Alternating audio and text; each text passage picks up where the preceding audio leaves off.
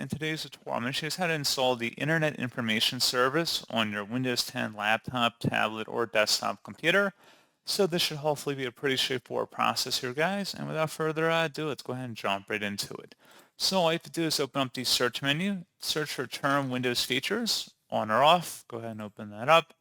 And then you want to go down and locate the Internet Information Services entry in here and go ahead and select the little box next to it, the check mark inside of it.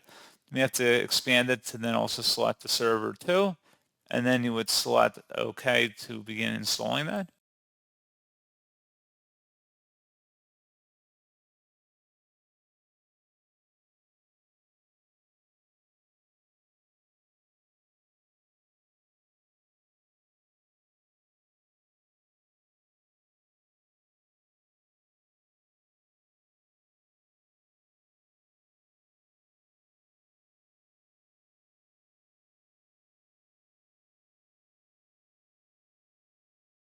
It says Windows completed the requested changes, select close, and that's what you have to do. So pretty straightforward process, guys, and as always, thank you for watching. I do hope that was able to help you out, and I do look forward to catching you all in the next tutorial. Goodbye.